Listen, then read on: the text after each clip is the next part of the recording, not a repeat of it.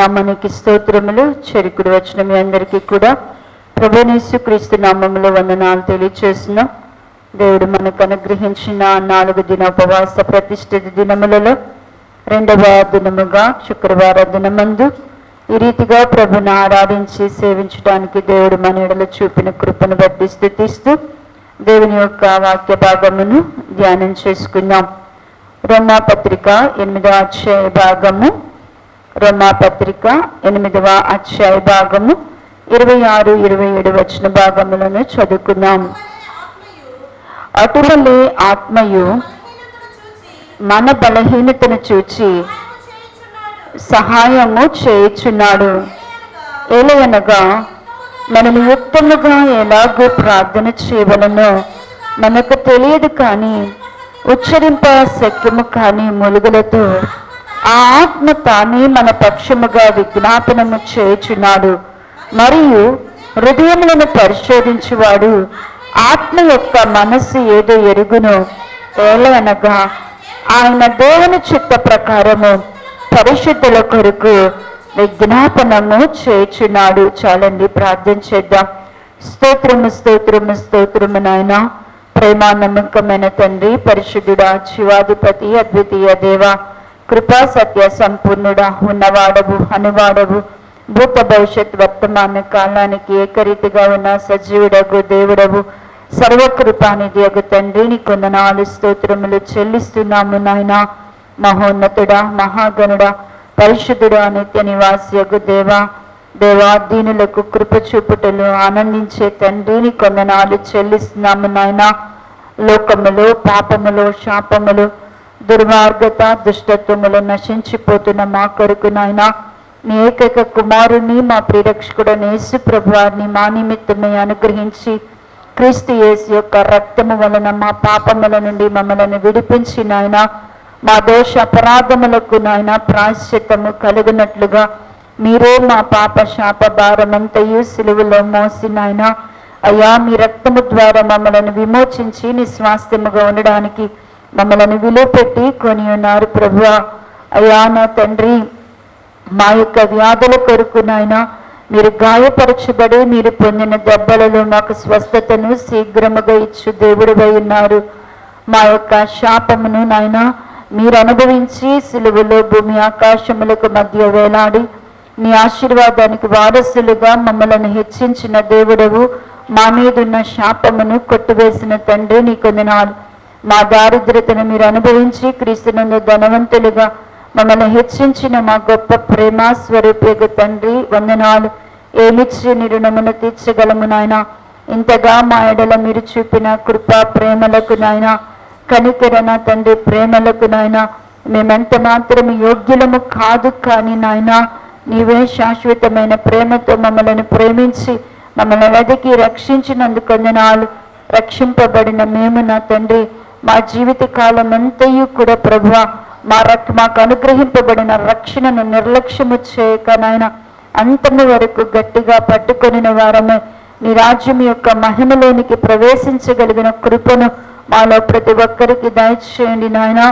భూమి మీద మేము యాత్రికులము, పరదేశులమే నాయన. స్థిరమైన పునాది కలిగినటువంటి పట్టణము మా కొరకున్నదని ఎరిగిన వారమై ఆ నిలువరమైన ఆ పరలోక పట్టణము కొరకు నాయన భూమి మీద ఆత్మకు విరోధముగా పోరాడు శరీర కార్యములను చంపివేసిన వారమై నీ రాజ్యమును నీతిని వెదుకుచు ప్రభువా నీ సన్నిధిలో నిలువరమైనడానికి కృప దయచేయండి. ఈ రోమాపత్రిక ధ్యానముల ద్వారా యెరూషలేము ప్రార్థన మందిరములో ఉన్న ప్రతి బిడతో మాట్లాడండి. ప్రతి వాని యొక్క హృదయము నీ తట్టు త్రిప్పబడాలా, నీ రాకడ కొరకు నీ రాజ్యముగా సిద్ధపడాలా, నీ మహిమ ఎదుట కనబడాలి ప్రభువా. అట్టి కృపను అట్టి పెళ్లి కుమార్తె సంఘంగా సిద్ధపరచండి. 4 దినపు వాసములలోనికి కూడా ప్రవేశించుచున్న సంఘమునకు నీ కృపను తోడుగా ఉంచి ఏ ఒక్కరము అయోగ్యముగా తిని త్రాగువారముగా కాకనాయన యోగ్యముతోనూ పరిశుద్ధతతోనూ విశ్వాసముతోనూ నాయన ప్రభు బల్లలోనికి పాలివారమగునట్లుగా మాలో ప్రతి ఒక్కరిని నీ కృప ద్వారా నడిపించమని వాక్యమైన దేవా మానవుని స్వరాన్ని మానవ జ్ఞానాన్ని మరుగుపరిచి పరిశుద్ధాత్మ ద్వారా మీరే మాట్లాడి మా హృదయములను క్రీస్తులో స్థిరపరిచి నిరాకడ కొరకు మమ్మల్ని ఆయుత్తపరచమని నజరేయుడును ప్రియరక్షకుడైన యేసు అతి పరిశుద్ధ నామములో మిక్కిలి వినయముతో బ్రతిమలాడి వేడుకొని అడిగి ప్రార్థించి పొంది ఉన్నాము తండ్రి, ఆమేన్. మరొకసారి అందరికీ వందనాలండి. చదవబడినటువంటి లేఖన భాగములు రోమాపత్రిక 8వ అధ్యాయమును ధ్యానం చేసినాం. దేవుడు తన కృపను బట్టి రోమాపత్రిక వచనము వెంబడి వచనాన్ని ధ్యానించడానికి దేవుడు తన కరుణా హస్తాన్ని మన పక్షంగా చాపి ఉన్నారు. మరి 8వ అధ్యాయంలోనికి వచ్చినాం. ఈ 8వ అధ్యాయంలో కూడా మరి ప్రతి విషయాన్ని క్షుణ్ణంగా నేర్చుకోవడానికి పరిశుద్ధాత్మ దేవుడు తన నడిపింపును మనకి ఇస్తూ ఉన్నారు. మరి ఆ నడిపింపులోని ఇప్పుడు 26, 27 వచనముల దగ్గరికి వచ్చినాం.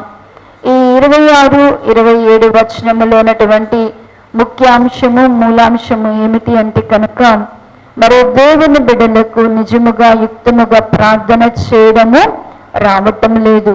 మనకు నిజముగా ఈ దేవునికి అనుకూలమైనటువంటి యుక్తమైన ప్రార్థన చేయటము రావటం లేదు. మరి మన బలహీనతను చూసి దేవుని యొక్క ఆత్మ మనకు సహాయం చేయడానికి ముందుకు వచ్చారు. మరి దేవుని యొక్క ఆత్మ వలని మనము ప్రార్థన అనేది దేవునికి అనుకూలమైన ప్రార్థన అనేది చేయగలము.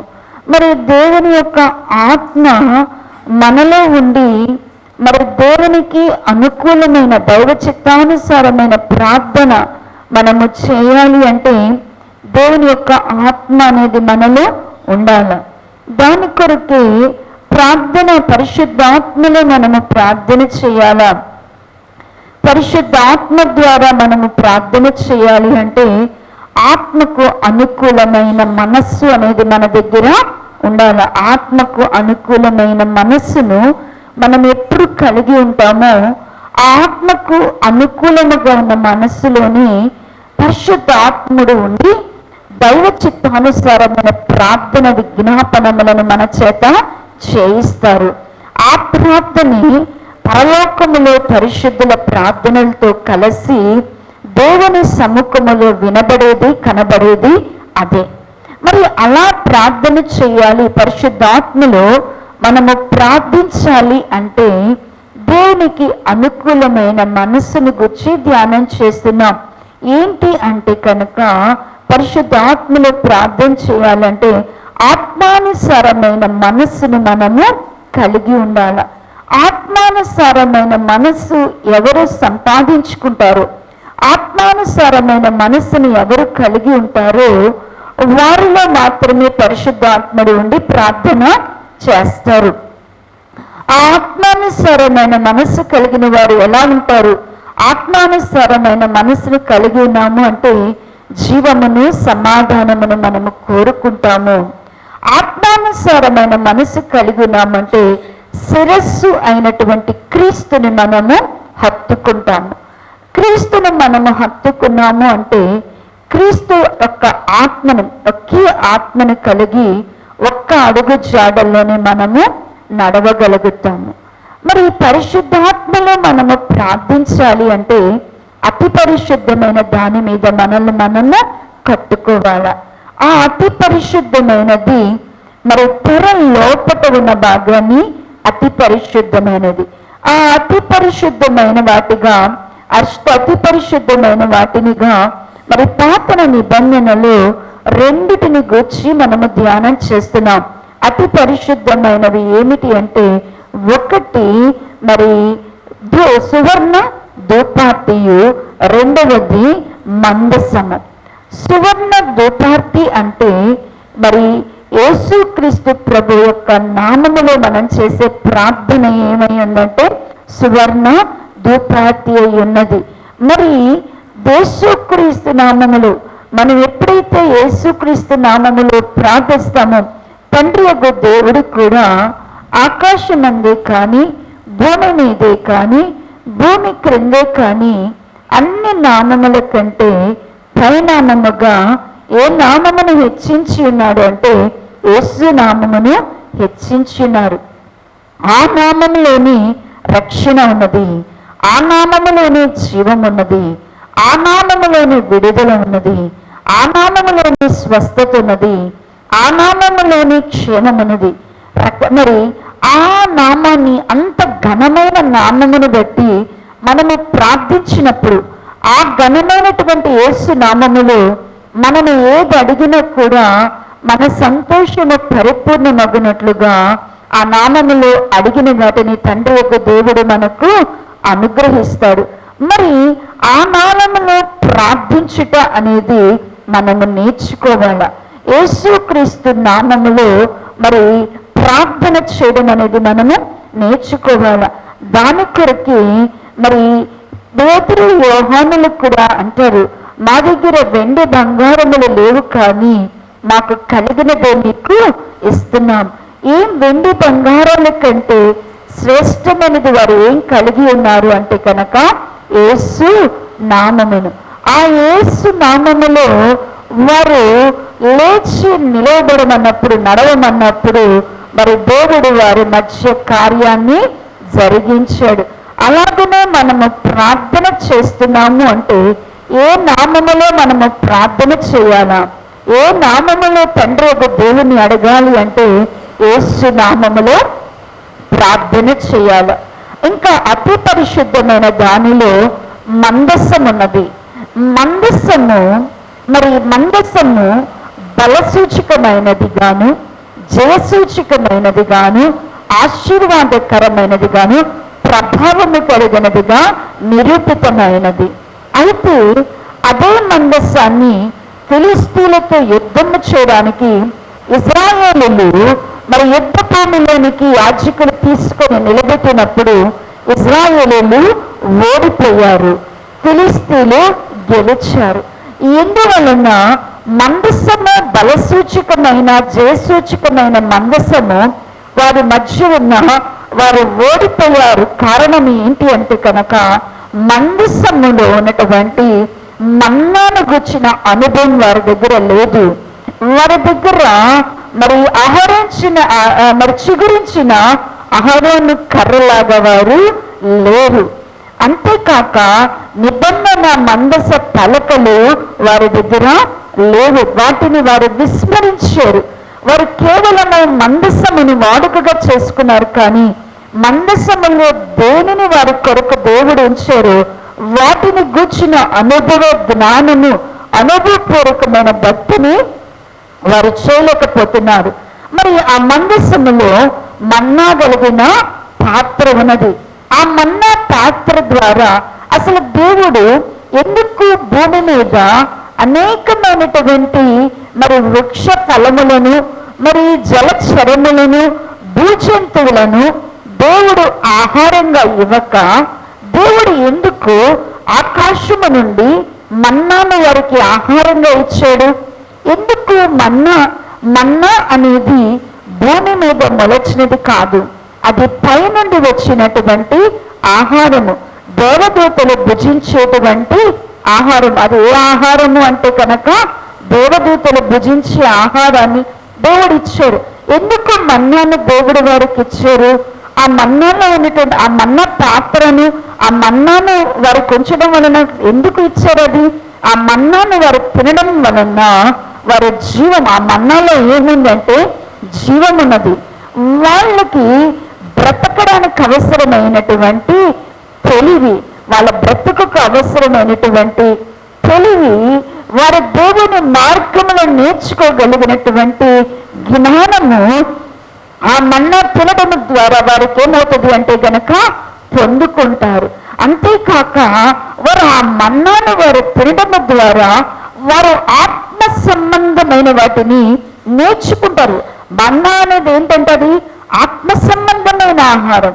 ఆత్మ సంబంధమైన ఆహారాన్ని వారు తినటం ద్వారా ఆ దేవునికి వారు ఎలా ఉండగలుగుతారంటే కనుక ఇష్టలుగా మార్చబడే కొరకు దేవుడు వారికి మన్నా ఇచ్చారు. అది కొలమాన ప్రకారం ఇచ్చాడు. ఓమేరు చొప్పున వారిని తీసుకోలేరు.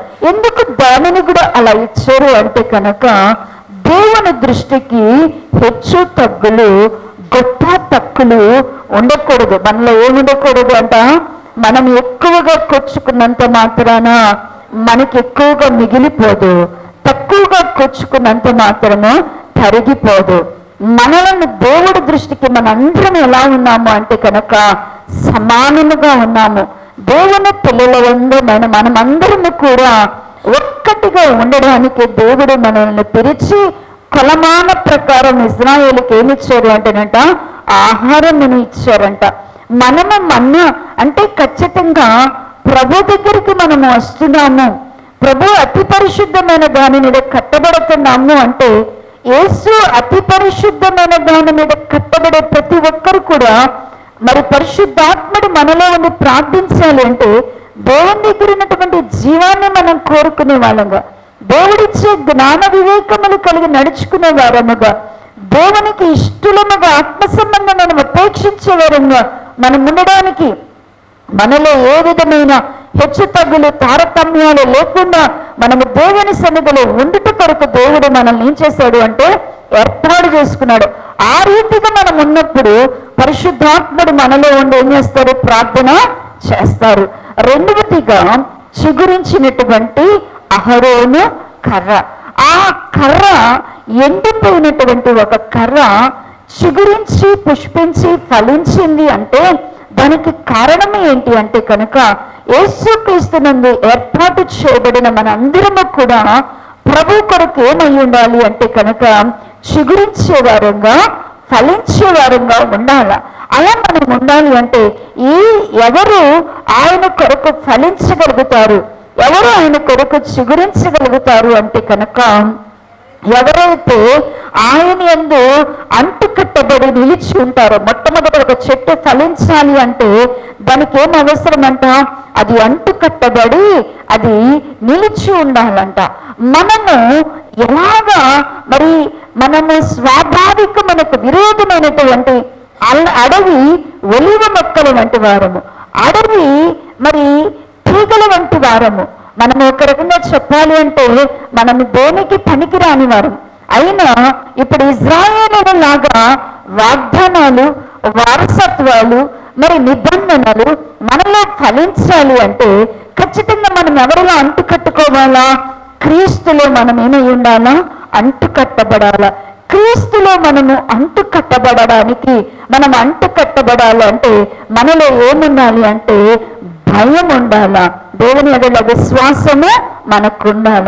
ఎవరిలో దేవుని భయము విశ్వాసం ఉంటుందో వారు అంటు కట్టబడగలరు, నిలిచి ఉండగలరు. ఎవరైతే నిలిచి ఉంటారో, ఎలా నిలిచి ఉండాలంట, దైవ స్వభావములో పారివారమై నిలిచి ఉండాలా, ప్రేమ కలిగి ఆజ్ఞలను గైకొంటూ మనం ఏం చేయాలంటే అండి, దేవుని యొక్క నీతిని జరిగిస్తూ పాపము చేయని వారు దేవునిలో నిలిచి ఉండగలరు. రెండవదిగా మనము ఫలించాలి అంటే గోధుమ గింజ భూమిలో పడి చచ్చినట్లుగా మనము కూడా ఏమవ్వాలి అంటే కనుక ఈ లోకము యొక్క మూలపాఠముల విషయంలోనే కానీ, మనము పాపమ విషయంలోనే కానీ, ధర్మశాస్త్రము విషయంలోనే కానీ, భూసంబంధమైన వాటి విషయంలో మనం ఏమైపోవాలంట, చనిపోవాల. వీటి కొరకు యేసుక్రీస్తు ప్రభువారు మన కొరకు మృతి నొందారు. ధర్మశాస్త్రమును మరి నిరర్ధకము చేయడానికి, కొట్టివేయడానికి యేసుక్రీస్తు ప్రభువారు ఏం చేశారంటే మృతి నొందారు. ఆయన దేని కొరకు మృతి నొందారు, లోకములో ఉన్న మూల పాఠములు మనలో నశించిపోవడం కొరకు ఆయన మనలను మరి ఆయన మన కొరకు మృతి నొందాడు. భూసంబంధమైన వాటి మీద మనస్సు పెట్టుకున్నట్టు కొరకు ఆయన మృతి నొందారు. మరి పాపము విషయములో మనము తిరిగి జీవించుకున్నట్లుగా ఆయన మృతి నొందారు. ఆయన దేని కోసం చనిపోయారు, మనము ఆ విషయములో మృతులముగా ఉండి క్రీస్తు యేసు ప్రభువారు దేని కొరకు పునరుద్ధానుడయ్యాడో దాని కొరకు మనము జీవించగలిగితే, యేసుక్రీస్తు ప్రభువారు దేనికి తిరిగి లేచారు, సమాధిని గెలిచి ఎందుకు ఆయన లేచింది, ఎందుకు ఆయన రాకడ వరకు సమాధిలోనే ఉండొచ్చు కదా, ఎందుకు ఆయన తిరిగి లేచారు, ఆయన తిరిగి లేచింది ఎందుకు, ఆయన ఎందుకు తిరిగి లేచారో దానిని మనం నేర్చుకోవాలి. యేసుక్రీస్తు ప్రభువారు ఎందుకు తిరిగి లేచారంటే మొట్టది మరణమును నిరర్ధకం చేయడానికి. ఆయన ఏం చేశారంటే ఆ మరణాన్ని అంటే చనిపోయిన వాడు ఎంతకాలం ఎక్కడున్నాడు, మరణాంధకారములో సమాధిలో ఉండడు, వాడికి ఏం అవకాశం ఉంది అంటే కనుక పునరుద్ధానం ఉంది అని తెలపడానికి యేసుక్రీస్తు ప్రభు వారు ముందుగా ఏం చేశారంటే ప్రథమ ఫలముగా లేచారు. రెండవది ఆయన ఎందుకు తిరిగి లేచాడు అంటే కనుక ఆయన ఆత్మను మనకు అనుగ్రహించడానికి. ఎవరిని ఇవ్వడానికంట? ఆయన ఆదరణకర్తను మనకి ఇవ్వడానికి, మనతో ఎల్లప్పుడూ ఆదరణకర్త ఉండడానికి ఆయన ఏం చేశాడంట? ఎవరున్నారు కదా శిష్యులతో అంటున్నారు, శిష్యులు బతిమలాడుతున్నాడు, అయ్యా నువ్వు మమ్మల్ని వదిలి ఎక్కడికి వెళ్ళొద్దు, మీరు వెళ్ళిపోతే మేము అనాథలం అయిపోతామయ్యా, నువ్వు మాతో ఎప్పుడు ఉందంటే అప్పుడు ప్రభు అని యేసు ప్రభు వారు అంటున్నాడు కదా, నేను త్వరగా వెళ్ళటం మీకు ఏమయ్యున్నది? ప్రయోజనమై ఉన్నది. నేను త్వరగా వెళ్తే మీ వద్దకు ఎవరు వస్తారు? ఆదరణకర్త వస్తాడు. నేను ఆదరణకర్త మీలో ఎల్లప్పుడూ ఉంటాడు. నాకంటే ప్రయోజనకరమైనది ఎవరు అని చెప్తున్నారంటే యేసు ప్రభు వారి కంటే మనకు ఎవరు ఉండడం ప్రయోజనం అంట? మనకు ఆదరణకర్త ఉండడం ప్రయోజనం అంట. ఎందుకు ఆదరణకర్త ఉండడం మనకి ప్రయోజనము? ఆదరణకర్త మనలో కనుక ఉంటే ఆదరణకర్త అంట ప్రతి నిమిషం మనల్నంట ఒప్పింపజేసే పనిలో ఉంటారంట. ఆదరణకర్త మనలో ఉంటే మనకున్నటువంటి గొప్ప భాగ్యం ఏంటంటే కనుక ప్రతి నిమిషము ప్రతి సెకండ్ మనల్ని ఏం చేస్తుంటాడంటే మనల్ని ఒప్పింపజేస్తాడంట. ఒకవేళ మనలోనికి లోకం వస్తే లోకం మన గురించి ఏం చేస్తాడంట? ఒప్పింప చేస్తాడు. ఒకవేళ మనలో పాపం ఉంటే ఆ పాపమును గురించి పరిశుద్ధాత్మ దేవుడు ఆదరణకర్త ఏం చేస్తాడంట? ఒప్పింపజేస్తాడంట. నీతిని గురించి ఒప్పింపజేస్తాడంట. మనకి తీర్పును గురించి కూడా మనల్ని ఏం చేస్తాడంట? ఒప్పింపజేస్తాడంట.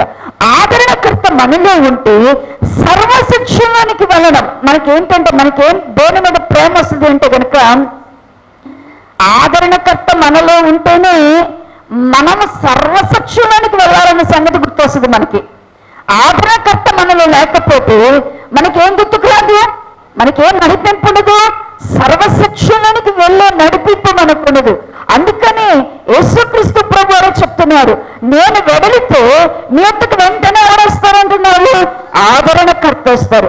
యేసుక్రీస్తు ప్రభు వారు తిరిగి లేచింది ఎందుకోరుకంటే తిరిగి లేచింది ఎందుకోసం అంట? మనకి ఎందుకు లేచింది? తిరిగి లేచారు యేసుక్రీస్తు ప్రభు వారు మనకి ఆదరణకర్తను అనుగ్రహించడానికి ఆయన తిరిగి లేచాడు. ఆయన సమాధిలో నుండి మృతులో నుండి ఇంకా దేని కొరకు తిరిగి లేచాడు?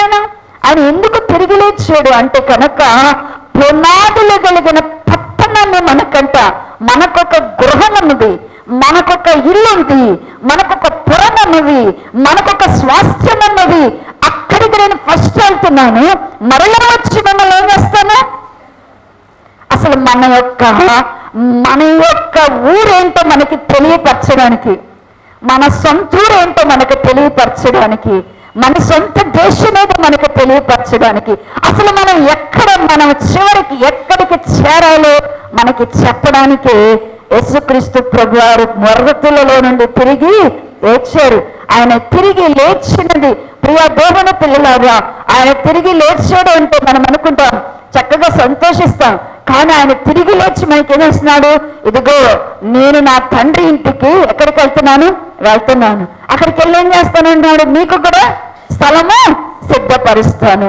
నేను మళ్ళా వచ్చి నేనుండే స్థలములో మీరు ఉండలాగున మిమ్మల్ని కూడా ఏం చేస్తానన్నాను?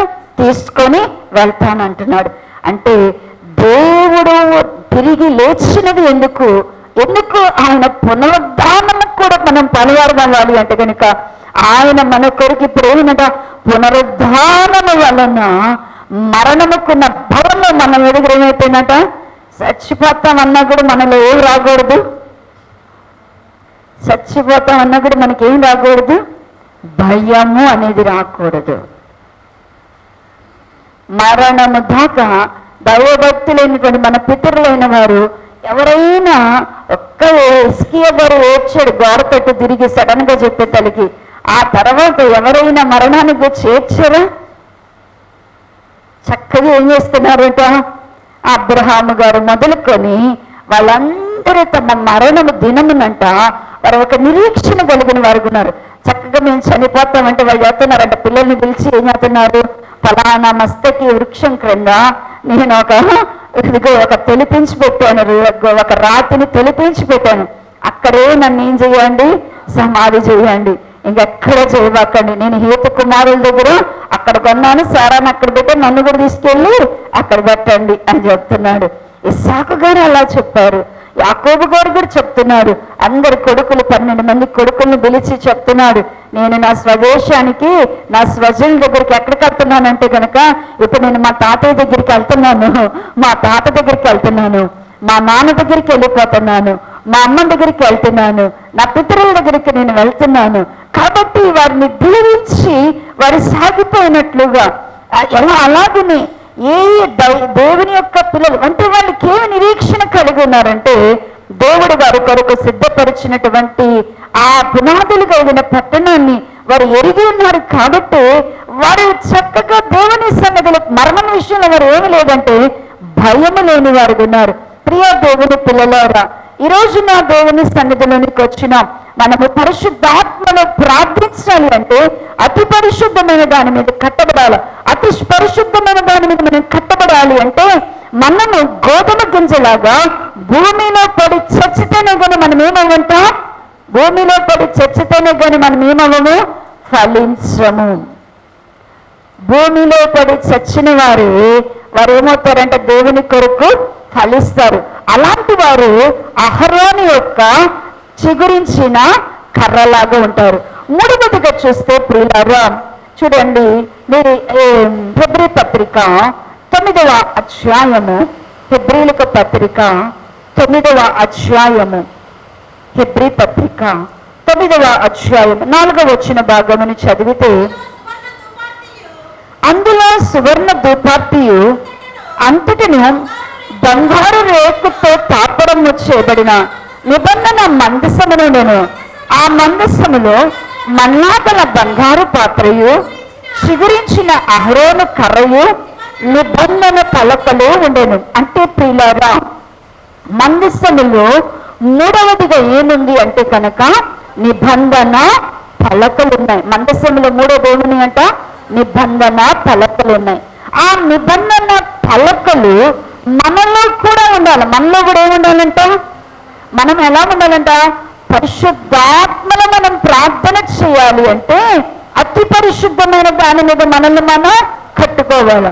అతి పరిశుద్ధమైనది ఏంటి అంటే కనుక మందసములో ఉన్న మన్నా పాత్ర, చిగురించిన కర్ర, మూడవది ఏంటంటే నిబంధన పలకలు. ఎందుకు ఈ నిబంధన పలకలను దేవుడు భద్రపరిచాడు? ఎందుకు ఈ నిబంధన పలకలను కూడా మనము మర్చిపోకూడదు? ఎందుకు నిబంధన పలకలు మనతో ఉండాలా? ఈ నిబంధన పలకలను ఎందుకు దేవుడు భద్రపరిచాడు? ఇంతకాలం ఎందుకు దేవుడు భద్రపరిచాడు? అసలు ఈ నిబంధన పలకల గురించి ధ్యానం చేస్తే చూడండి ప్రియులారా, నిర్గమ కాండము 24వ అధ్యాయము, నిర్గమ కాండము 24వ అధ్యాయము 12వ వచన భాగమును ఒకసారి చదవండి.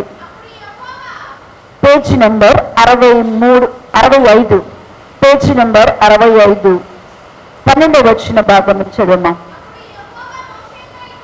అప్పుడు యెహోవా మోషేతో ఇట్లనెను, నీవు కొండ ఎక్కి నా ఎత్తుకు వచ్చి అచ్చట నుండుము. నీవు వారికి బోధించినట్లు నేను వ్రాసిన ఆజ్ఞలను, ధర్మశాస్త్రమును, రాతి పలకలను నీకు ఇచ్చేదనగా. చాలండి.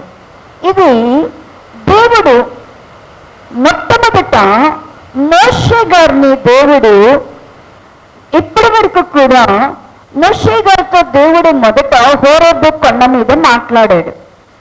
మరి మండుచున్నటువంటి పొదలో ఉండి దేవుని యొక్క దూత స్వరము వలె దేవుడు ఏం చేశాడు అంటే కనుక మోషే గారితో మాట్లాడాడు.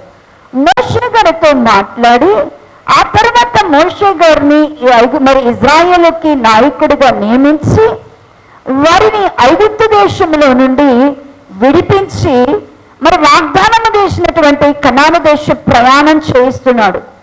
ఆ ప్రయాణ మార్గములో వారు సీనాయి కొండ దగ్గరకు రాగానే దేవుడు మోషేకి ఒక మాట సెలవిచ్చాడు. ఏంటి అంటే కనుక సీనాయి పర్వతము దగ్గరికి రాగానే, మోషే నువ్వు ఇజ్రాయేలు ప్రజలను పరిశుద్ధపరిచి వారిని కొండ దగ్గరికి తీసుకొనిరా, అప్పుడు నేను నా స్వరాన్ని వారికి వినబడచేస్తాను. వాళ్ళప్పుడు నేను నిజమైన దేవుడు నన్ను నమ్మి వారు పాపం చేయకుండా భయపడి పరిశుద్ధంగా ఉంటారని చెప్పినప్పుడు 3 దినాలు వారు ఉపవాసం ఉండి పరిశుద్ధపరుచుకొని మరి సీనాయి పర్వతం దగ్గరికి వెళ్ళినప్పుడు దేవుడు ఉరుములతోనూ గాఢాంధకారముతోనూ సాంద్ర మేఘములలోనూ గంభీరమైన ధ్వనుల మధ్య ఆయన ఆ సీనాయి పర్వతం మీదకి దిగి వస్తున్నప్పుడు ఇజ్రాయేలు ప్రజలు ఆయన స్వరమును ఆ భీకర శబ్దములకు వారు భయపడిపోయి వారు వెంటనే మోషే గారి దగ్గర అరిచారంటే ఏమని అంటే కనుక, దేవుడు మాట్లాడితే మేము చచ్చిపోతాం, దేవుడు మాతో కనుక మాట్లాడడం ప్రారంభిస్తే మేము చచ్చిపోతాము. మోషే దయచేసి దేవుడికి ఒక మనవిచ్చే, దేవుడితో నువ్వు మాట్లాడు, నీతో దేవుడు ఏం మాట్లాడినా కూడా మేము అది దేవుని మాటగా విని మేము లోపడతాము. కాబట్టి దయచేసి దేవుని మాత్రము ఆయన స్వరాన్ని మాకు వినపడనియవద్దని చెప్పు అని బ్రతిమిలాడినప్పుడు దేవుడు ఇజ్రాయేల్ యొక్క భయమును వణుకును చూచి నిజముగానే వారు చచ్చిపోతారని ఎరిగిన దేవుడు ఏం చేశాడు అంటేనంట, సరే నేను ఇజ్రాయేల్ ప్రజలతో ఏం చెప్పాలనుకుంటున్నాను, అప్పటికే ఆ గాఢాంధకార శబ్దంలో నుండి 10 ఆజ్ఞలను దేవుడు పలికాడంట. పలికితే దేవుని యొక్క స్వరం ఎప్పుడు కూడా ఇజ్రాయేల్ ప్రజలకు ఎలా ఉంది అంటే గనక ఉరుమును అన్నట్లుగా ఉంటుంది దేవుని యొక్క మాట. అందుకని ఉరుము శబ్దము వలె మరి దేవుని ప్రజలకు వినపడుద్దంట. అది ఎప్పుడు కూడా అది స్వరంలాగా వినపడదంట. దేవుని యొక్క మాట ఎప్పుడు కూడా ఉరిమినట్టుగా ఒక ఉరుములాగా ఉండేదంట. అందుకని వాళ్ళకి అర్థం కాలేదంట. మీరు యేసుక్రీస్తు ప్రభువారు ఉన్నప్పుడు కూడా మరి యేసుక్రీస్తు ప్రభువారు ఒక చెవిటి వారి దగ్గరికి వెళ్ళారు. ఆ చెవిటి వారి కోసం ప్రార్థన చేస్తున్నప్పుడు పరలోకమునంట ఒక శబ్దం అంట ఉరిమిందంట. ఉరిమితే వాళ్ళు ఉరుమనుకుంటున్నారంట. ఉరుమనుకుంటుంటే అప్పుడు దేవుడు యేసుప్రభు వారు చెప్తున్నాడు, దేవుడు మాట్లాడేయడయా మీతో, దేవుడే మాట్లాడేయంటే వాళ్ళకి ఎలా వినపడుతుందంట, ఉరుము ధ్వని వలె ఉందంట. దేవుడు 10 ఆజ్ఞలు మీరు 19 నుంచి ధ్యానం చేస్తుంటే 20 నిర్గమకాండం 20 అధ్యాయంలోకి వస్తే అక్కడ 10 ఆజ్ఞలు దేవుడు మాట్లాడతాడు. కానీ అవి ఎలా కనపడుతున్నాయంట, వాళ్ళకి ఉరుముల్లాగా వినబడుతున్నాయంట, శబ్దాల్లాగా వినబడుతున్నాయంట. దేవుని యొక్క స్వరము వాళ్ళకి అర్థం కావట్లేదు. అప్పుడు దేవుని సన్నిధిలో వారు బ్రతిమిలాడినప్పుడు దేవుని స్వరమును వాళ్ళు అర్థం చేసుకోలేక మోషే గారితో చెప్పుకున్నప్పుడు అప్పుడు మోషే గారు సరే అని దేవుని సన్నిధిలో సాగిలపడినప్పుడు ఇప్పుడు వాళ్ళ రిక్వెస్ట్ మేరకు వాళ్ళు ఏదైతే రిక్వెస్ట్ చేశారో ఆ రిక్వెస్ట్ని విన్న దేవుడు ఏం చేస్తాడు అంటే కనుక, నేనేమైతే వాళ్ళకి చెప్పాలనుకున్నానో నేను వాటిని నోట్ చేస్తాను. దేవుడు ఏం చేయాలనుకున్నాడంట, పద్ధతులు నేను మాట్లాడను, నేనేం చేస్తానంటే గనక వాళ్ళ కొరకు నేను నా ఆజ్ఞలను నా ధర్మశాస్త్రాన్ని ఏం చేస్తానంటే సిద్ధపరిచి ఉంచుతాను. ఏం చేస్తాను, నా ఆజ్ఞలను నా ధర్మశాస్త్రాన్ని సిద్ధపరిచి ఉంచుతాను. నువ్వు యెహోషువను కొంతమంది పెద్దలను వెంటబెట్టుకొని ఆ పర్వతం మీదకి రా అన్నారంట. రమ్మన్నప్పుడు సీనాయి పర్వతం మీదకి రమ్మన్నప్పుడు మోషే గారు యెహోషువ గారిని తీసుకొని మరి 70 మంది పెద్దలతోనూ మరి యవనస్తులతోనూ వస్తారు. ఆ సమయంలో ఏం జరుగుతుంది అంటే కనుక అక్కడ పెద్దలను యవనస్తులను కింద భాగంలోనే ఉంచేసి మోషే గారు మరి యెహోషువ గారిని తీసుకొని మరి ఈ కొండ మధ్య భాగంలోనికి వెళ్తారు. మధ్య భాగంలోనికి వెళ్ళగానే సగభాగం వెళ్ళగానే మరలా అక్కడ దేవుడు ఏం చేస్తాడు అంటే తండ్రి యొక్క దేవుడు ఏం చేస్తాడంటే మరి యెహోషువ గారిని అక్కడ ఆగిపోమంటాడు. నేను వచ్చే వరకు కూడా యెహోషువ నువ్వు ఇక్కడే ఉండు అని చెప్పి ఈ లోపల దేవుడు ఏం చేస్తాడు అంటేనంట మేఘము వచ్చి మోషే గారిని ఆ సీనాయి శిఖరం మీదకి, ఎక్కడ దేవుని యొక్క ప్రసన్నత సన్నిధి ఉందో ఆ శిఖరం మీదకి తీసుకొని వెళ్ళినప్పుడు దేవుడు మొదట ఇజ్రాయేలు ప్రజల కొరకు ఏం సిద్ధపరిచాడంటే ఆయనే తన స్వహస్తాలతో ఆయన చేతి వ్రాతనంట పలకల అనేది ఏం చేశాడంటేనంట చెక్కి లోపటను వెలపటను ఉండేటట్టుగా ఎట్లా చేసాడు అంటే ఆ పలకల మీద పై భాగము వెనక భాగము కూడా ఉండేటట్టుగా అంట దేవుడు ఏం చేశాడు అంటేనంట 2 రాతి పలకల మీద దేవుడు తన యొక్క నిబంధనలను, తన ఆజ్ఞలను ఏం చేశారు అంటేనంట వ్రాసేశారంట. దేవుడు ధర్మశాస్త్రాన్ని ఏం చేశాడు అంటే గనక మోషే గారికి ఇచ్చేశాడంట.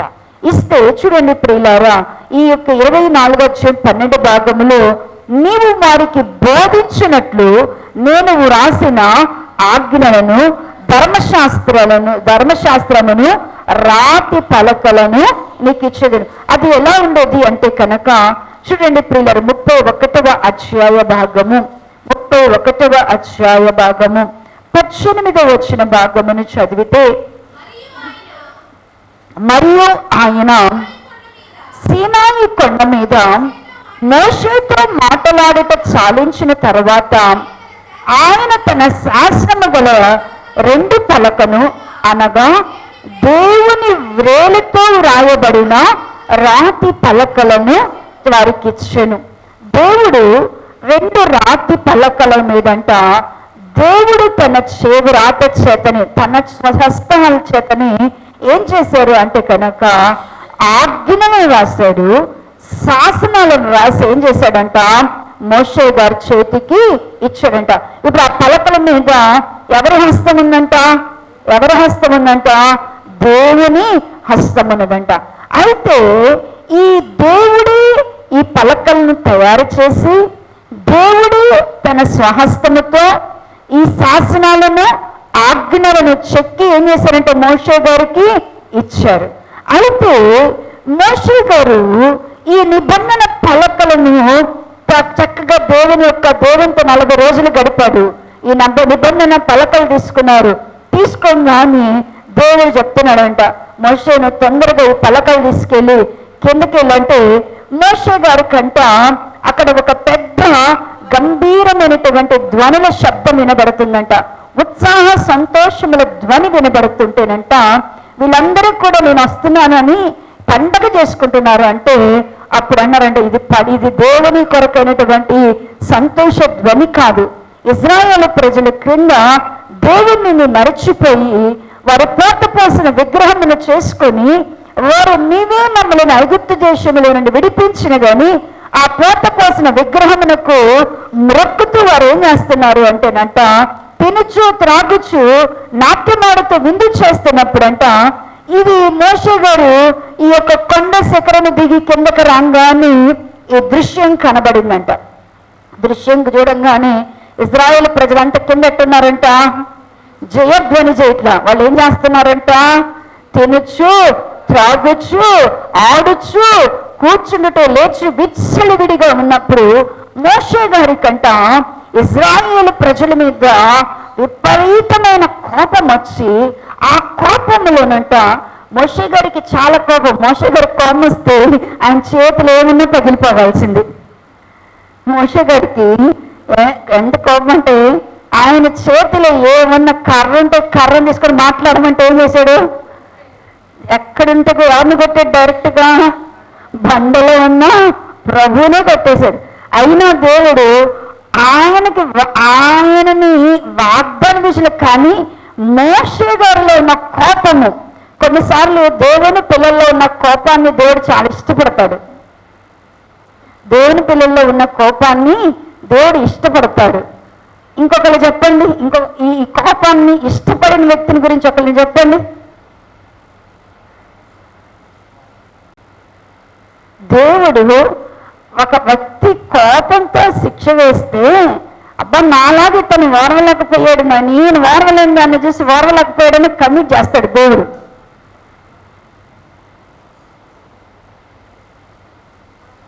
సంఖ్యాకాండం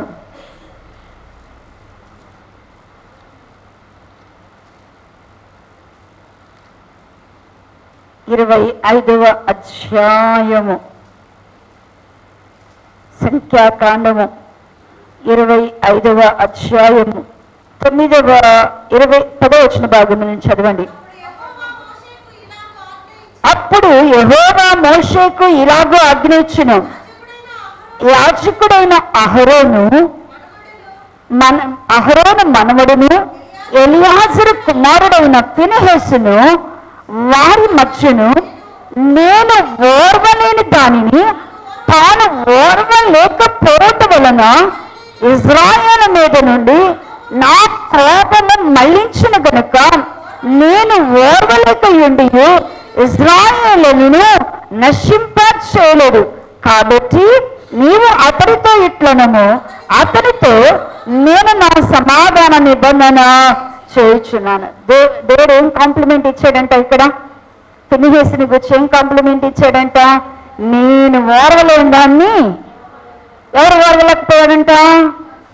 మనం అనుకుంటాం దేవుడు తన స్వహస్తాలతో రాతి పలకల నిబంధన పలకలను చెక్కి మోషే గారు ఇస్తే మోషే గారు చూచి ఏం చేశారంట?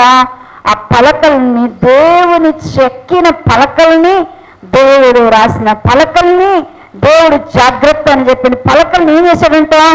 ఒక్కసారి మీరు 32వ అధ్యాయము 15వ వచన భాగం నుండి చదివితే, మోషే శాసనము గల 2 పలకను చేత పట్టుకొని కొండ దిగి వచ్చెను. ఆ పలకలు ఇరు ప్రక్కలను వ్రాయబడెను. అవి ఈ ప్రక్కను ఆ ప్రక్కను వ్రాయబడి ఉండెను. ఆ పలకలు దేవుడు చేసినవి. ఆ పలకల మీద చెక్కబడిన వ్రాత దేవుని చేవ్రాత. ఆ ప్రజలు పెద్ద కేకలు వేయుచుండగా యెహోషువ ఆ ధ్వని విని పాలెములో యుద్ధ ధ్వని అని మోషేతో అనగా, అతడు జయధ్వని కాదు, అపజయ ధ్వని కాదు, సంగీత ధ్వని నాకు వినబడుచున్నను. అతడు పాలెముని సమీపంబగా ఆ దూడకును వారు నాట్యమాడుట చూచెను. అందుకు మోషే కోపము మండెను. అతడు కొండ దిగుకు తన చేతులలో నుండి ఆ పలకలను పడవేసి వాటిని పగలగొట్టెను. కోపంతో ఏం చేస్తాడంటండి? పై నుంచి ఎక్కడున్నాను అక్కడి నుంచి కిందకి ఏం చేస్తాడంట? 2 పలకలను కిందకేసి పగలగొట్టేశాడంట. అంటే దేవుడు చేతితో వ్రాసినటువంటి, దేవుడు ఇజ్రాయేలు ప్రజలకు ఆయన ఆజ్ఞలను, ఆయన శాసనములను, ఆయన నిబంధనలను నేర్పించడానికి ఏం చేశాడంట? ఆయన ఏం చేశాడంట వాళ్ళ కొరకు? అంటే దేవుడు మాట్లాడితే ఎలా ఉంటుందో, ఇప్పుడు అనుకుంటాం కదా, మన దగ్గర బైబిల్ ఉన్నా మనం ఏమంటాం? మాట్లాడు మాట్లాడు మాట్లాడు అని ఏం చేస్తాం? దేవుని ఏం చేస్తాం చెప్పండి? ఎందుకు నిబంధన పలకల గురించి చెప్పాలో మీకు ముందు ఇది చెప్తున్నాను, ఇంట్రడక్షన్, అసలు సంగతి చెబుతున్నా. ఎందుకు దేవుడు మాట్లాడతానంటేనేమో, రోజు మాట్లాడతానంటే ఏమంటున్నారు? దేవుడు రోజు మాట్లాడితే ఎవ్వరు అనరు. ఆదాంతో కూడా రోజు చల్లపోటు వచ్చి మాట్లాడుతుంటే ఆదామేమైనా ఆసక్తిగా ఉన్నాడా? తినద్దన్న పండుని తిని ఏం చేశాడు? ఏం పోగొట్టుకున్నాడు? ప్రభు స్వరాన్ని పోగొట్టుకున్నాడు. దేవుడు రోజు మాట్లాడుతుంటే దేవుని పిల్లలు సంతోషించి ఆనందించేవారు లేదు. దేవుడు మాట్లాడకపోతే బాధపడే వాళ్ళు లేరు. దేవుడు ముఖ దర్శనం చేయకపోతే చింతపడే వాళ్ళు లేరు. ఎవరున్నారు భక్తులు ఈ రోజులలో? దేవుడితో అన్నాడు కదా మోషే గారితో కూడా, దేవుడు ఆ ఇజ్రాయేలు కాలంలో నేనొచ్చి వాళ్ళతో మాట్లాడతాను, నేనే అద్వితీయ దేవుడని, నేనే అబ్రహాము ఇస్సాకు యాకోబుల దేవుడని, నా నామాన్ని వారికి ప్రత్యక్షపరుచుకొని నా ప్రభావాన్ని వారికి చూపిస్తానంటే, మోషే ఏమన్నారు? నువ్వు మాతో మాట్లాడదు, దేవుడు మాతో మాట్లాడదు, నువ్వు మాట్లాడు చాలు. దేవుడు మాతో మాట్లాడితే మేము చచ్చిపోతాం కాబట్టి నువ్వు మాట్లాడు, మేము దాన్ని గైకుంటాం. మీకు ఆ వాక్యం ఉందని తెలుసు అనుకుంటున్నాను. నిర్గమాకాండము 20వ అధ్యాయము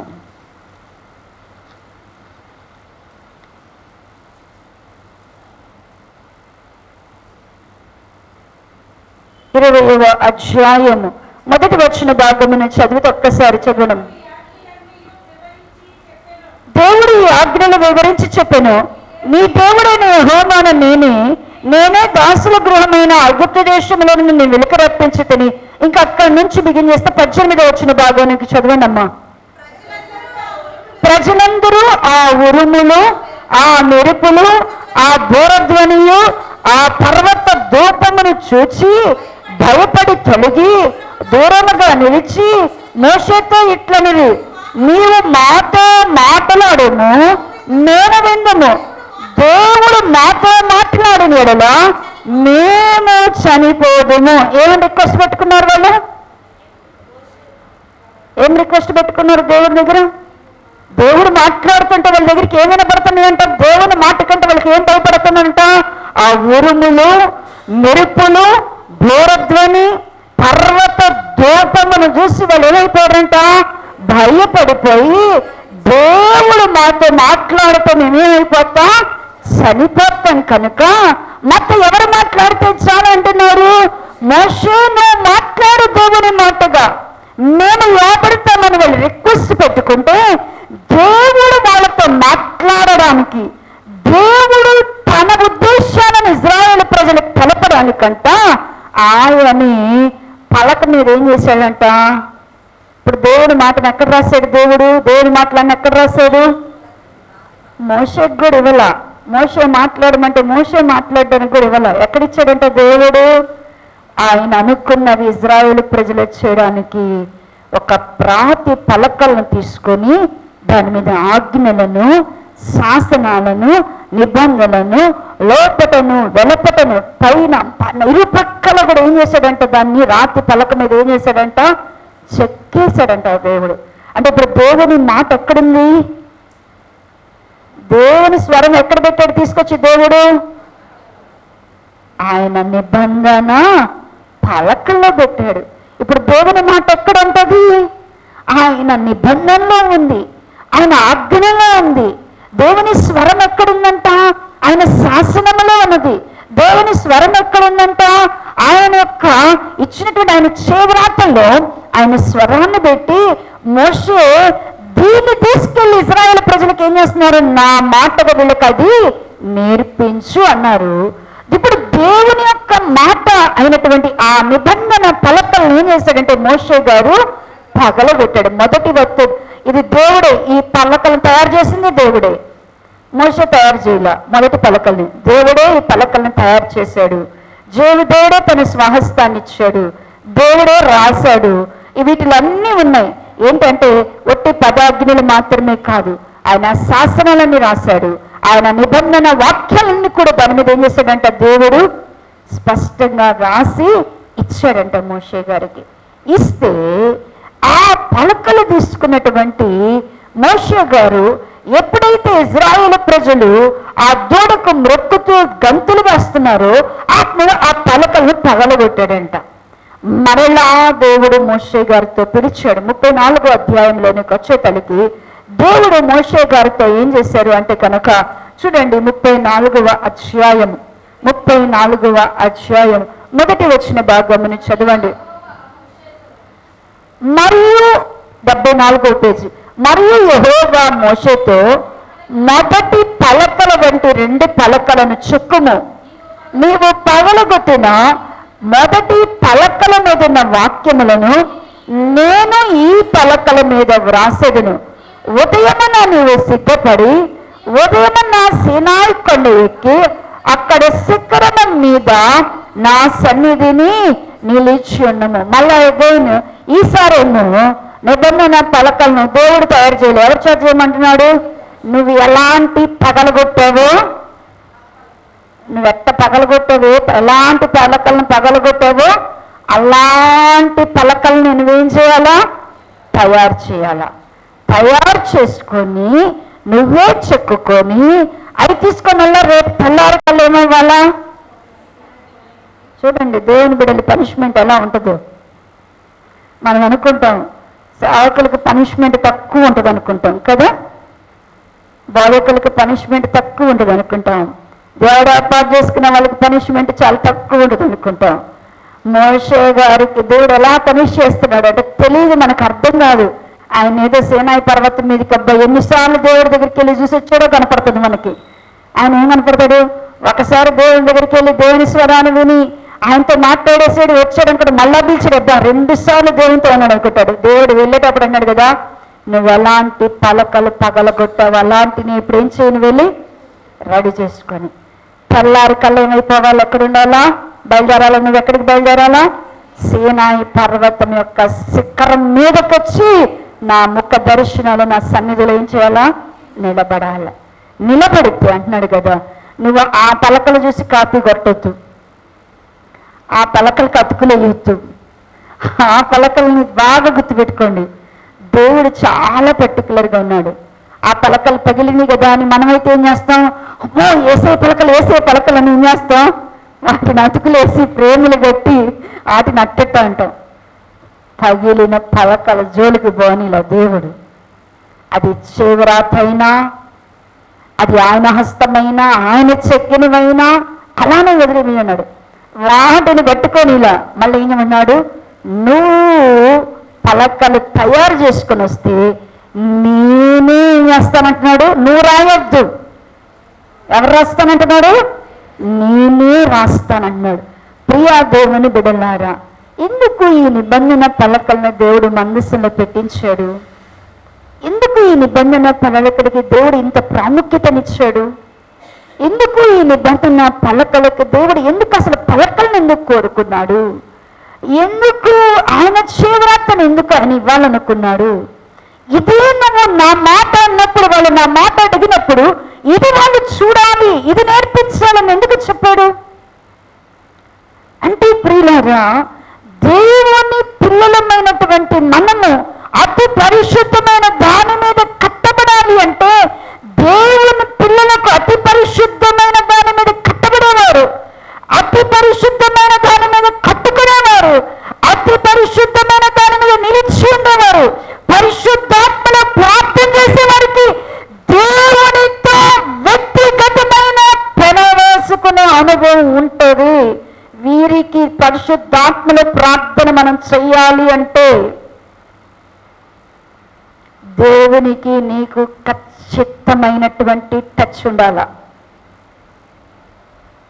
మనము పరిశుద్ధాత్మలో ప్రార్థన చెయ్యాలి అంటే మనమేదో జ్యోతిర్మయ్య గారు చేసిన ప్రార్థనలో నుంచి కొంత ప్రార్థన, సామ్రాజ్యం గారు చేసిన ప్రార్థనలో నుంచి కొంత ప్రార్థన, భక్తులు చేసిన ప్రార్థనలో నుంచి కొంత ప్రార్థన, దావీదు గారు చేసిన, హిజ్కియా గారు చేసిన ప్రార్థనలు, అన్ని రకాల ప్రార్థనలు కలుపుకొని చివరికి మనం ఏం చేస్తాము, ఒక ట్యూన్ చేసుకొని ప్రార్థన చేసామనుకున్నాం. కాదు సుమా, పరిశుద్ధాత్మలో మనం ప్రార్థన చేస్తున్నామంటే ఉచ్చరిత సత్యము కానటువంటి నీకు ఖచ్చితంగా ఏ అనుభవం వచ్చేసింది? నీ ఉచ్చరణకు సత్యము కాని ప్రార్థన, నీ మనోభిష్టానికి, నీ ఆలోచనకు, నీ తలంపులకు వేరైనటువంటి ప్రార్థన, అది దేవుడు నీ నోట రాసే ప్రార్థన, దేవుడు నీ హృదయంలో నుంచి పలికించేటువంటి ప్రార్థన. ఆ ప్రార్థన అనేది ఎట్లా ఉంటుందంటే, ఆ ప్రార్థన అనేది తోడుకునేది కాదు. రేచీకట కలిగిన వాడంట సంధి చీకట్లో ఏం చేస్తాడంట, గోడ కొరకంట అటు ఇటు తగిన ఇశ్రాయేలు ప్రజలు అదే అంటాడు, మేము వెలుగు కొరకు కనపడుతున్నాం కానీ మాకు చీకటి ప్రార్థిస్తున్నది, అందుకని మేము గోడ కొరకు తోడు లోడు వారిలాగా ఉన్నాము ప్రభువాని సన్నిధిలో. ఈరోజు ఎంతమంది ప్రార్థనలో తౌడులాడుతున్నారు? తౌడులాడి ఆయన వెతకాలి కానీ ప్రార్థనలో తౌడులాడకూడదు. తౌడులాడే ప్రార్థన మనం చేస్తున్నామంటే అంటున్నారు కదా, దేవుని యొక్క అంచె దినాల్లో యెషయా గ్రంథంలో అంటున్నాడు, దేవుని యొక్క మాట, దేవుని వాక్యం కూడా అంట ఎలా ప్రచురమవుతుంది అంటేనంట, అదేదో దేవుని యొక్క జీవ జలముల్లో నుండి, జీవ ఊటల్లో నుండి, హృదయంలో నుండి, కడుపులో నుండి దేవుడు తానుగా మనతో మాట్లాడేది కదంట. అచ్చటి కొంచెం ఇక్కడ కొంచెం తెచ్చుకొని కలుపుకొని చూడండి. యెషయా గ్రంథము 28:13 భాగము.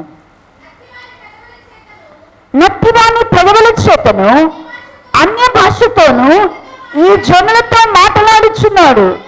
ఆయనను వారు విననలరేరి. కావున వారు వెళ్ళి వెనకకు మొగ్గి విరగబడి చిక్కబడి పట్టబడినట్లు ఆజ్ఞ వెంబడి ఆజ్ఞ, ఆజ్ఞ వెంబడి ఆగడ, సూత్రము వెంబడి సూత్రము, సూత్రము వెంబడి సూత్రము, కొంత అచ్చట, కొంత తీర్చట, కొంత అచ్చట యెహోవా వాక్యము మీకు వచ్చును. ఏమొస్తుందంట? ఎట్లా వస్తుందంట? మనకిప్పుడు ఎట్లా దేవుని యొక్క మాట మన దగ్గరికి ఎలా వస్తుంది అంటేనంట, అక్కడ కొద్దిగది, ఎక్కడ కొద్దిగది, అక్కడ కొన్ని ఆజ్ఞలు, ఇక్కడ కొన్ని ఆజ్ఞలు, ఆ సహవాసంలో కొన్ని, ఈ సహవాసంలో ఉన్న కొన్ని, ఇట్లన్నిటిని కూడా ఏం చేస్తున్నామంట? కలుపుకొని మనం ఏం చేస్తున్నామంటే ఇదే దేవుని మాట అని చెప్తున్నాం. అసలు దేవుని మాట అతి పరిశుద్ధమైన దాని మీద మనము కట్టబడాలా? అతి పరిశుద్ధమైన దాని మీద కట్టబడిన వారు పరిశుద్ధాత్మలో ప్రార్థించాలా? పరిశుద్ధాత్మలో మనము ప్రార్థించాలి అంటే దేవునితో నీకున్నటువంటి వ్యక్తిగతమైన అనుభవములో నుండి రావాలా? నీకు దేవునికి మధ్య ఉన్నటువంటి వ్యక్తిగతమైన అనుభూతిలో నుండి రావాలా? దేవునికి నీకు మధ్య ఉన్న సహవాసంలో నుండి రావాలా? నీ పరిశుద్ధాత్మలో ప్రార్థన దేవునికి దేవుడు నిన్ను కలుసుకున్నప్పుడు, దేవుని నువ్వు ఎరిగినప్పుడు, దేవుని నువ్వు రుచి చూచినప్పుడు, దేవుని నువ్వు అనుభవించినప్పుడు, దేవుని సన్నిధిలో పరమశురాలైనప్పుడు, దేవుని సన్నిధిలో ఆత్మతో నిండుకున్నప్పుడు, దేవుని యొక్క ముఖ కాంతిని మీద ప్రకాశింపబడినప్పుడు, తన సన్నిధి ప్రసన్నతను అనుభవిస్తున్నప్పుడు నీ హృదయంలో నుండి పుట్టుకొచ్చేది ఆ ప్రార్థన, పరిశుద్ధాత్మ ప్రార్థన. పరిశుద్ధాత్మలో ప్రార్థన చేయడం కొరకు దేవుడంట నిబంధన మందసాన్ని ఏం తీసుకొచ్చాడంట అంటే, దేవుడు ఎక్కడ పెట్టాడంట? నిబంధన పలకలు ఎక్కడ తీసుకొచ్చి పెట్టాడంట? మందస్సులో పెట్టాడంట. ఇశ్రాయేలు ప్రజలకు దేవుడు మాట కావాలి అంటే, వాళ్ళకి దేవుడు మాట కావాలి అంటే వాళ్ళకి ఇప్పుడు ఎవరు మాట్లాడతారు? వాళ్ళతో ఎవరు మాట్లాడాలా? అయ్యో మేము ఈ పని చేయాలా? ఎవరు దేవుడు ఏం చెప్తాడు అంటే, మోషే గారు పద్దాకలేని సీనాకొండ మీదకి వెళ్ళి కనుక్కొని వస్తాడా? దేవుడిచ్చిన నిబంధన వాక్యములో నుండి ఏం చేయాలి? వాళ్ళు నేర్చుకోవాలి. ఈరోజు నా దేవుని వాక్యాన్ని కూడా దేవుడు ఎలా ఇచ్చాడు? మనకు కూడా ఎలా ఇచ్చాడు? మన ఎదుటి దేవుడు ఏమిచ్చాడు? దేవుడు వాక్యంతో నువ్వు మాట్లాడుతున్నాడు. నువ్వు వాక్యాన్ని భద్రంగా చదువుతున్నావా? వింటున్నావా? దేవుడు నీతో వాక్యంతో మాట్లాడుతున్నాడు. దేవుడు నీతో ప్రవచనంతో మాట్లాడవసరంలా. దేవుడు నీతో ముఖాముఖిగా మాట్లాడవసరంలా. నువ్వు సీనాయి కొండలకు ఎక్కాల్సిన అవసరంలా. ఇప్పుడు ఆ నిబంధనను ఎక్కడ తీసుకొచ్చి పెట్టాడు? దేవుడు మనకు బైబిల్గా ఇచ్చాడు. ఇప్పుడు ఇది నీ హృదయంలో ఉంటే, ఇది నీ హృదయంలో ఉంటే, ఇది నీ హృదయంలో చెక్కబడితే ఆ నిబంధన పలకలు ఏమిటి అంటే చూడండి ప్రియులారా, 2వ కొరింథీ పత్రిక 3వ అధ్యాయము, 2వ కొరింథీ పత్రిక 3వ అధ్యాయము, 3వ అధ్యాయము 2-3 వచ్చిన భాగములను చదువుకుందాం. మీ హృదయముల మీద వ్రాయబడి 160వ పేజీ 2వ కొరింథీ 3వ అధ్యాయం 2-3 వచ్చిన. మీ హృదయముల మీద వ్రాయబడి ఉండి మనుషులందరూ తెలుసుకొనుచు చదువుకొనుచున్న ఈ పత్రిక మీరే కారా?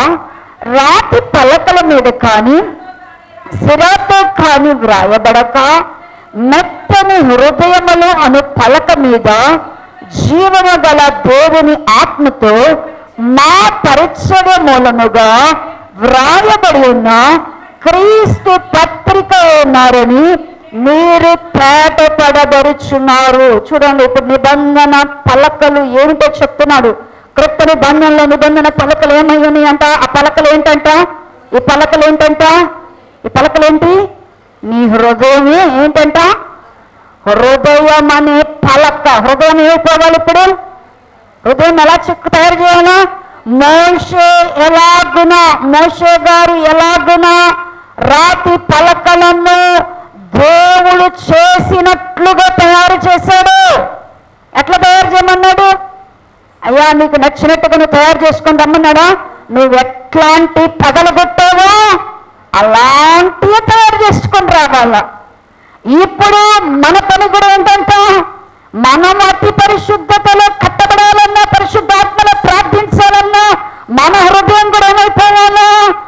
ఆయనకు అనుకూలమైన, ఆయన చెక్కినటువంటి పలకల్లాగా మన హృదయం ఏమవ్వాలంట? చేయబడాలి. ఆయన చెక్కిన పలకలు ఎలా ఉన్నాయి అంటేనంట, ఆయన చెక్కిన పలకలు ఎలా ఉంటాయంటేనంట, మెత్తని పలకలంట. అబ్బా, అక్కడ అదే అంటున్నాడు కదా, ఎట్టున్నాయంట ఆయన చెక్కిన పలకలంట? మెత్తని పలకలంట.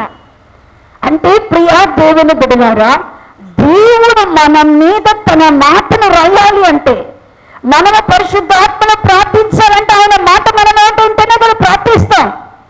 మన హృదయంలో ఆయన మాట ఉంటేనే కదా ప్రార్థన చేస్తాం. ఆయన మాట మన హృదయంలో ఉండాలి. ఆయన మాట మన నోటలో నుండి పలకాలి అంటే మన హృదయాన్ని ఖచ్చితంగా ఎలాంటి పలకగా మార్చుకొని దేవునికి అప్పగించాలా?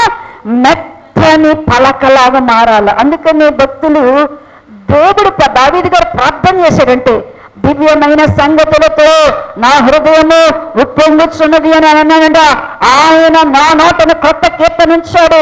ప్రభువా ఎలుగెత్తి నీ సన్నిధిలో ప్రభువా నేను ప్రార్థన చేస్తున్నానంటే ఉచ్చరింప సత్యము కానీ మెలుగుల చేత పరిశుద్ధాత్మను వారు ఎడతెగగా ప్రార్థన చేశారు అంటే వారి హృదయములు ఎలా తయారు చేసుకుని వారు అలా ప్రార్థన చేయగలుగుంటారు? ఎలా తయారు చేసింటే వారు అలా ప్రార్థన చేస్తుంటారు? రాత్రంతయు వారు ప్రార్థన చేయగలిగారంటే ఎలాగ వారి నోటిలో వారి హృదయంలో ఎన్ని మాటలు పుట్టమగలిగితే వారు చేయగలుగుతారు?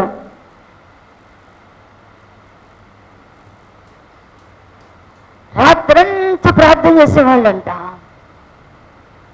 వాళ్ళ కంటికి కునుకు రాకుండా వారి నోటిలో ప్రార్థన ఆగక సాగిపోయి ఎడతెగక వారు ప్రార్థన చేస్తున్నారు. ఎడతెగక వారు ప్రార్థన చేస్తున్నారు. ఎడతెగక వారు పరిశుద్ధాత్మలో ఏం చేస్తున్నారంట? ప్రార్థన చేస్తున్నారు. అలా ఎలా సాధ్యమైందంటే వారి హృదయములను వారు దేవుని దగ్గర ఎలా దేవుని మాటలు వారి హృదయంలో చెక్కబడినట్లుగా మెత్తని పలకలు. మెత్తని పలకలు అంటే విరిగి నలిగిన హృదయం. మెత్తని పలకలు అంటే ఏంటంట? విరిగి నలిగిన హృదయం. ప్రభు అన్నాడు కదా, ఎక్కడ దేవుని మాటలు ఉంటాయి, ఎక్కడ దేవుని ప్రార్థన చేయడానికి అనుకూలమైన హృదయము ఏది, నోరు ఏది అంటే ఎవరి హృదయము విరిగి నలిగి ఉంటుందో, ఎవరు హృదయము నలిగిన హృదయము కలిగిన వారుగా ఉంటారు, విరిగిన మనస్సు కలిగిన వారుగా ఉంటారు, నలిగిన ఆత్మ కలిగిన వారుగా ఉంటారు, ఎవరు ఆత్మ విషయమై దీనులుగా ఉంటారో వారి హృదయంలో పరిశుద్ధాత్మ ప్రార్థన చేయడం ప్రారంభిస్తారు. అందుకని ప్రార్థన చేయనప్పుడు దేవుడు మాట్లాడుతూ కూడా అంటున్నాడు కదా ఇజ్రాయేల్ ప్రజలతో, నా పేరు పెట్టబడిన నా జనులు తమ్మును తాను తగ్గించుకొని, అంటే దేవుడు ఆకాశం మీద దేవుడు వారి ప్రార్థన ఆలకించి వారి దేశాన్ని స్వస్థపరచాలంటే ఆయన పేరు పెట్టబడిన ప్రజలు ఆయన సన్నిధిలోనికి ఎలా ఉండాలంట? తమ్మును తాను తగ్గించుకొని. అయ్యా బలులు అర్పించుట కంటేను, కోడలు నడిపించుట కంటేను, వేలాది నదులంత విస్తార తైలమునికి ఇచ్చుట కంటేను నైనా నువ్వు కోరుకునేది ఏంటి నా దగ్గర అంటే విరిగి నలిగిన హృదయము. దేవుని మాట మన నోట ప్రార్థనగా రావాలి అంటే దేవుని సన్నిధిలో మనం ఎలాంటి హృదయాన్ని కలిగి ఉండాలా? మెత్తని పలకలుగా మన హృదయాన్ని ఏం చేయాలంట? దేవునికి అర్పణగా ఇచ్చినప్పుడంట. మెత్తని పలకలుగా మన హృదయాన్ని దేవుని దగ్గరికి తీసుకొని వెళ్ళినప్పుడంట, అప్పుడంట నువ్వు మాటలకి తడువులాడవలే. అప్పుడు ఆ మెత్తని పలకల మీద దేవుడు ఏంటంట? ఆత్మను జీవముతో ఏం చేసేస్తాడంట? ఆయన ఆత్మను సిరాతో ఏం చేసేస్తాడంట? ఆ పలకల మీద ఏం వేస్తాడంట? దేవుడు రాస్తం ప్రారంభిస్తాడంట. ఇప్పుడు మన పలకల మీద మన హృదయం మీద అనుకుంటారు కదా, ఏం రావాలా? దేవుడు ఆత్మని సిరాతో ఆయన ఏం చేయాలా? మన హృదయం అనే పలకల మీద ఆయన రాస్తేనే కానీ పరిశుద్ధాత్మలో మనం ఏం చేయలేము? ప్రార్థన చేయలేము. పరిశుద్ధాత్మలో మనం ప్రార్థన చేయాలి అంటే మన హృదయములను రాతి గుండెలుగా చేసుకొని, మన యొక్క హృదయముల మీద ముసుగు వేసుకొని, మన హృదయములలో మోసంతో నింపుకొని, మన హృదయములలో కపటమతో దురాలోచనను అపవిత్రత ఉంచుకొని, మన హృదయములలో నుండి దేవుడు పరిశుద్ధాత్మలో ప్రార్థన చేయనిస్తారా? పరిశుద్ధాత్మలో మనము ప్రార్థన చేయాలి అంటే మెత్తని పలకలుగాని హృదయాన్ని మార్చాలి. ఎవరి హృదయాలు ఇలా మారుతున్నాయండి ఈ రోజుల్లో? ఎవరి హృదయాలు మారుతున్నాయి? అసలు ఎవరు ఏడ్చి మొత్తం చేసుకుంటున్నారు? ఎవరి హృదయాలను ఎవరు కరగొడుతున్నారు, నలగొడుతున్నారు, పగలగొడుతున్నారు? అందుకనే రాతి గుండెను మీలో నుంచి తొలగజేసి, రాతి గుండెలైపోయినాయి అంట, కఠినమైపోయిందంట మన హృదయాలు. అందుకని మనం ఏం ప్రార్థన నేర్చుకోలేకపోతున్నామంటే పరిశుద్ధాత్మలో ప్రార్థన చేయలేకపోతున్నాం. పరిశుద్ధాత్మలో ప్రార్థన చేయాలి అంటే మన హృదయమును పలకలుగా చెక్కాల, ఆత్మను శిరతో ఆయన జీవపు మాటలను ఏం చేయాలంటే జీవాన్ని మన మీద వ్రాయాల. అప్పుడంట మనం ఏం చేయగలుగుతాము అంటేనంట పరిశుద్ధాత్మలో ప్రార్థిస్తాం. ఆ ప్రార్థన మనం చేసే ప్రార్థన కాదు. ఆ ప్రార్థన మనం వినే ప్రార్థనే కానీ మనం చేసే ప్రార్థన కాదు. ఆ ప్రార్థన ఎవరు చేస్తారు? మనలో ఉండి పరిశుద్ధాత్ముడు ఏం చేస్తాడు? మనలో ఉండి ఉచ్చరింప శక్యము కాని మూగులతో ఎవరి కోసం ప్రార్థన చేస్తాడంట? ఇప్పుడు సమస్త పరిశుద్ధుల కొరకై ఏం చేస్తాడంట? ప్రార్థన చేస్తారు. ప్రియ దేవుని సంగమా, దేవుడైతే మన హృదయముల మీద ఒకప్పుడైతే ఇజ్రాయేలుకైతే ఆజ్ఞల రాతి పలకలను దేవుడు వారికి ఇచ్చారు. ఇప్పుడు ఏ పలకలు కావాలని దేవుడు కోరుకున్నాడంటే ననక మన హృదయములలోని. ఇప్పుడు ఆ నిబంధన ఎక్కడ రాస్తానంటే ఒక్క మాట చెప్పేసి మీకు ప్రార్థనలోకి వెళ్ళిపోదాం. హెబ్రీలకు రాసిన పత్రిక 3వ అధ్యాయ, హెబ్రీలకు రాసిన పత్రిక 8వ అధ్యాయ భాగము, 8వ అధ్యాయ భాగము 9వ వచన భాగము నుండి చదువుదాం. అది నేను ఐగుప్తు దేశములో నుండి వీరి పితరులను వెలుపలికి రప్పించుటకై వారిని చేయి పట్టుకునే దినమున వారితో నేను చేసిన నిబంధన వంటిది కాదు. ఏమనగా వారు నా నిబంధన నిలవలేదు గనుక నేను వారిని అలక్ష్యము చేసేతనని ప్రభు చెప్పుచున్నాడు.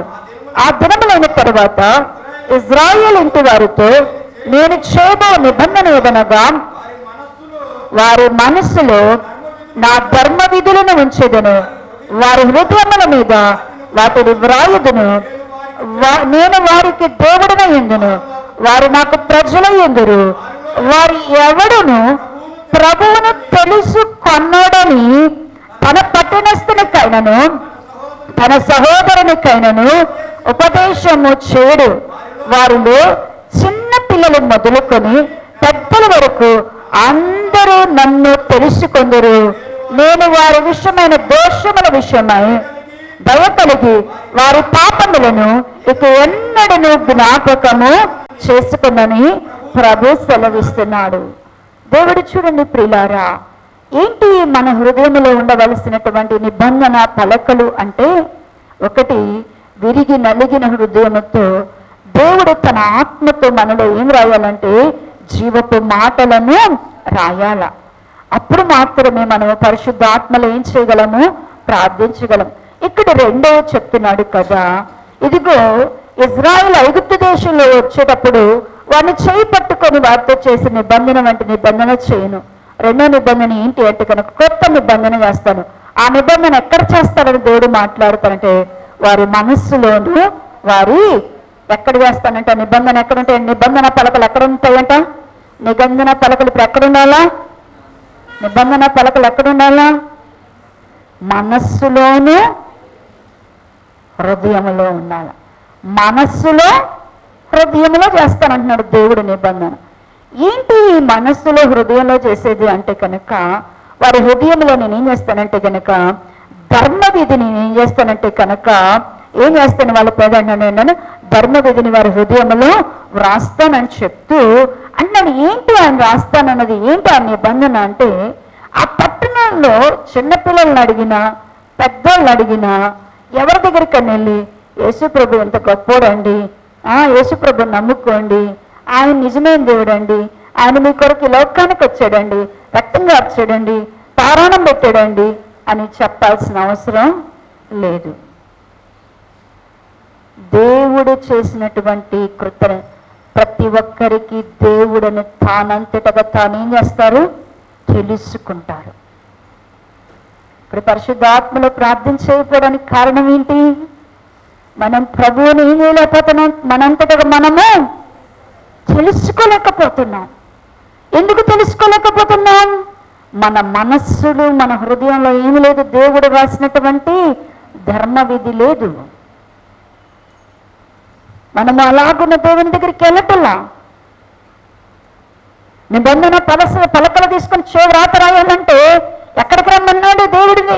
మోషే గారిని ఎక్కడికి రమ్మన్నాడు? సీనాయి కొండ ఎక్కి రా. ఇదే నిబంధన మందస్సమైనటువంటి దేవుని మాట తెలుసుకోవాలంటే వాళ్ళు ఎక్కడికి రావాలి? ఇశ్రాయేలు ప్రజలు ఎక్కడికి రావాలా? యెరూషలేములో ఉన్నటువంటి దేవుని మందిరానికి రావాలా. అక్కడికి వచ్చి దేవుని చేత వాళ్ళు ఏం చేయబడాలా? ఉపదేశము పొందాలా. ఇప్పుడు ఆ దేవుని పిల్లలైనటువంటి వారు దేవుని తెలుసుకోవాలన్నా, దేవుని ఎరగాలన్నా, వారి పాపముల విషయంలో క్షమాపణ వారు పొందాలన్నా, దేవుని యొక్క చిత్తాన్ని వారు చేయాలన్నా, దేవుడు వారిలో ఉండి దైవ చిత్తానుసారమైన ప్రార్థన విజ్ఞాపన యాచనలు చేయాలి అన్నా, వారి మనస్సులో వారి హృదయంలో దేవుడు ఖచ్చితంగా వాళ్ళు ఏమి ఇవ్వాలా? చోటు ఇవ్వాలా. వాళ్ళ మనస్సును హృదయాన్ని దేవునికి ఏం చేయాలా? ఖచ్చితంగా అర్పణగా ఇస్తేనే దేవుణ్ణి ఎరగగలిగిన హృదయాన్ని దేవుడు మనకిస్తాడు. ఎవరైతే దేవుని ఎరగగలుగుతారో వారిలో పరిశుద్ధాత్ముడు ఉండి ఏం చేస్తాడు అంటే కనుక ప్రార్థన చేస్తాడు. ప్రియా దేవుని సంగమా, మరి పరిశుద్ధాత్మలో మనం ప్రార్థించాలి అంటే దేవునికి ఆత్మకు అనుకూలమైన మనసు ఏదో ఎవరికి తెలుసంట? విజ్ఞాపనకర్తకు తెలుసు. ఆ విజ్ఞాపనకర్తే మన బలహీనతలు చూసి మనకేం చేస్తాడంట? సహాయం చేస్తాడంట. ఎలా సహాయం చేస్తాడంట? ఉచ్చరింప శక్యము కాని మూగులతో ఆయనే మన పక్షముగా తండ్రికి ఏం చేస్తాడంట? సమస్త పరిశుద్ధుల పక్షం ఏం చేస్తాడంట? ఆయనే పరిశుద్ధుల కొరకు మనం ప్రార్థన చేయండి. మనకు అసలు ఎవరు తెలియదు పరిశుద్ధులు ఎక్కడ ఉంటారో, మనకేం తెలుసు? పరిశుద్ధులు ఎక్కడుంటారో మనకేం తెలుసు?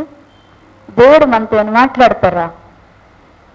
మనకెవరికైనా మనకి అసలు ఎంతమంది ఫ్లడ్స్ గురించి ప్రార్థన చేస్తున్నారు? విజయవాడలో చాలా మంది గురించి ప్రార్థన చేయాలి కదా, ప్రార్థన చేస్తున్నారా? ఒక అరగంట ప్రార్థన చేస్తున్నారా? వరదలు వచ్చి ఎంతో మంది ప్రాణాలు నష్టపోయారు, ఆస్తులు నష్టపోయారు, కుటుంబాలను కోల్పోయారు. ప్రార్థన చేస్తున్నారా? మన పక్కనున్న ఊరి కోసమే మనము కన్నీళ్ళు గచ్చి నేను బాధపడి అయ్యో విజయవాడ మునిగిపోయింది అంటాం. ఎందుకు నువ్వు మాట్లాడేది? అని మనం పక్కనున్న వాళ్ళే మనకు తెలియదు. అక్కడ ఎంతమంది దేవుని కలిగిన వారు చనిపోయారు, ఇరుకులో ఉన్నారు, ఇబ్బందిలో ఉన్నారు. ఎంత సువార్తకు ఆటంకం కలుగుతుందో, ఎన్ని సంఘాలు తగలబట్టబడుతున్నాయో, ఎంతమంది సేవకులను ఉత్తరప్రదేశ్లో ఏం చేస్తున్నారు? సేవ చేస్తే తీసుకెళ్ళి జైల్లో పెడుతున్నారు. ఉత్తరప్రదేశ్ యొక్క ముఖ్యమంత్రి ఏం తీసుకొచ్చాడు? మా రాష్ట్రంలో క్రైస్తవ్యాన్ని ప్రచురం చేయొద్దు, క్రైస్తవ్యం మా రాష్ట్రానికి వద్దు. చాలామంది మిషనరీస్ మనమైతే మన ప్రాంతాల్లో అయితే డబ్బు కోసం మరి ఈ లోకాన్ని సంపాదించుకోవడం కోసం సేవ చేస్తున్నారు. చాలామంది వాళ్ళ ప్రాణాలను దేవుని కొరకు అర్పించడం కోసం వెళ్తున్నారు. కనీసం అట్లాంటి వాళ్ళు లేపబడాలని మనం ప్రార్థన చేయాలా?